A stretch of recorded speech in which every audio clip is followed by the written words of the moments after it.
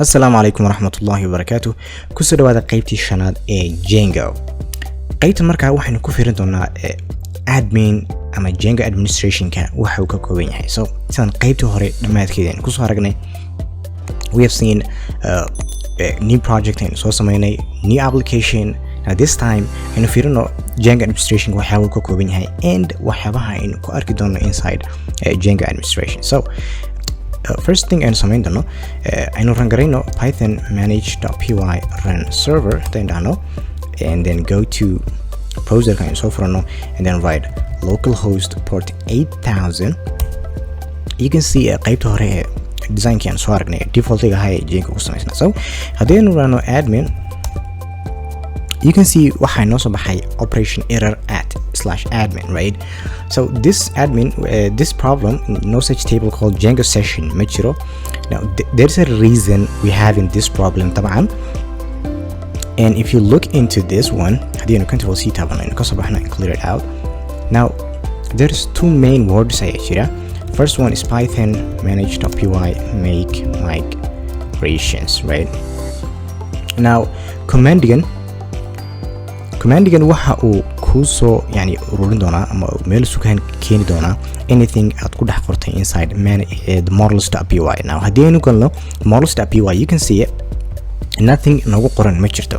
That's why hadii aanu enter taabano waxaad arkaysaa no changes detected, right? So commandigas markaa wuxuu ku soo qabanaya inuu ku soo ururiyo ama meel suuka keeno the kind of table is aynu halkan ku qori doono insha Allah in the next episode ayuu hal meel suuka keenaya and then waxa ku xiga marka this command manage.py and then migrate, right? Now commandigan marka waxa uu ku sahlaya inuu ku execution ku sameeyo all the things at so arorsay ama ku soo qabtay make migration that commandiga hore. So hadii anu hadda enter taabano there is default tables inside Django, right? Table default or la socdo Django ayaa jira. So those are like sida users oo kale groups oo kale and طبعا saad arkaysaanba session ka hadda weydiinayay oo kale those were like طبعا waa default tables oo Django la socdo. So the first thing aad markaa sameeyso waxay python manage.py migrate. طبعا inta hawsha kale ama tablada asiga ayaa ku sameyn doona. You can see right here admin, auth, content types and sessions. Okay, cool. So waxay ka dhigan tahay hadii aynu run garayno aynu run python manage.py run server aynu dib u noqono and refresh ku sameeyno pagekan you can see waxay noo soo bixi doona a login form ay ku qoran tahay Django administration, which means like طبعا you can access it right now but we haven't created what username and password mayna sameynin. So that is one problem. aynu xalino dhibaatadaas aynu sameyno new username and password. Okay, cool. So command aynu baahannahay si aan u sameyno new user, right? So I'll write in wimt python manage.py and then create super user. Now commandigan wuxuu ku sameyn doonaa brand new admin user ayuu ku sameyn doonaa and then saad markaa aad formkan u bixiso and then administrationka caadiga aad u gasho. So let's do that. wimt python manage.py create super user طبعا no spaces in there. So aad arkaysaan wuxuu ku leeyahay usernameka leave blank si aad u isticmaasho zaid. I'll leave blank and then email address ayuu ku weydiin doonaa. I'll write dummy email ayaan ku qori doonaa and then password.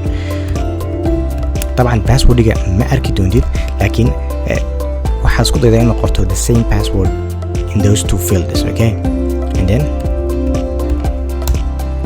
طبعا wuxuu leeyahay passworddigaaga iyo emailkaaga ayaa isku eg. I will say continue ayaa oran doona. Okay, super user created successfully. Okay, cool. So hadda waxaan isku daynaa inaanu environment-ga run garayno si aan u buuxino macluumaadkan hadda soo sameynay inside this form gudihiisa inaan ugu buuxino. So zaid you can see it's already there and طبعا waxaan qori doonaa Faisal Ali ayaan qori doonaa and then enter and what do you know waxay noo soo baxay Django administration. You can see a lot of things ayaan ugu qoran welcome zaid and view site. طبعا view site تتراطو if I open a new tab haddaan ku furo you can see the website-kaygii and then change the password, log out, and then طبعا labadan table ayaa hadda noo samaysan inside the authentication and authorization. Okay, so groups haddaan tagno kale you can see you can create a group, right? Add a group ayaad odhan karaysaa and then give a name to this group, normal user, and then marka waxaad siin karaysaa those permissions kan halkan inoo yaala. You can see like log entry, can add to log entry, can change to log entry and whatnot, right? So haddii aan rabo inaan mid ka mid a siiyo kuwan out group can view the group, dabcan waad taabanaysaa klika siinaysaa and then this arrowgan halkan inoo yaala ayaa taabanaysaa. waxaad aragtaaba cirifkan midig inuu noo yimid can view group, right? Permissionkii aynu soo qaadnay halkan ayay kusoo danay ka dhigan tahay and then waxaan samayn karnaa marka then save it.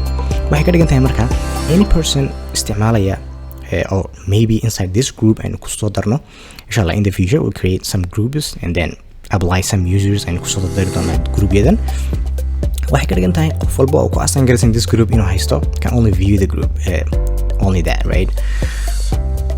Anytime aad u baahato inaad bedesho go ahead try to do the same process kii horan soo sameyn inaad sameyso and then what do you know and then save it. That's it. haddii nimano userska you can see userka kaliyata hadda noo register garasho inuu yahay Zaid. You can see username, email address and then first name, last name. I don't have them right now, lakin inshallah we'll try to actually add it from a form and inagu samaysano in the future. Okay, so you can actually add a user right here. If you say new user tan ku daro kale you can add it and what do you know saad arkaysaanba new was added successfully and then go ahead macluumaadka haddii aad rabto inaad ku darto normal user the group kan kale aad rabto inaad ku darto see the groups available. Now groupka kaliya hadda sameynay we can actually add him, right? saasaan ugu soo dareynaa then the same process and permission ugu soo dareyno kale ayaan ugu soo dareynaa ay ka dhigan tahay and then save it. haddii aad rabto macluumaad dheeraad sidoo kale first name, last name, email address inaan buuxino you can go ahead and do it. Other than that save ayaad odhan and a new user ayaa noo samaysmay you can see it. So this is طبعا a lot of time in isticmaal doonaa. If we come out here this is like authorization and authentication. qaybtan hoose waxa inoo soo gali doona tablada aynu ku soo samayn doono inside models.py, right? This file tablada aynu ku soo samayno ayaa waxa inoo soo bixi doonaa right here. shaashadan ayay noo iman doonaan. So qaybta xigta marka aynu isla fiirin doonaa what models.py uu yahay iyo qaabka aynu ugu samayn doono tablada database-ka inside models.py. So any difficulty aad qaybtan kala kulantay feel free inaad commentiga hoose nagu soo qorto. Other than that qaybta xigta aynu fiirino.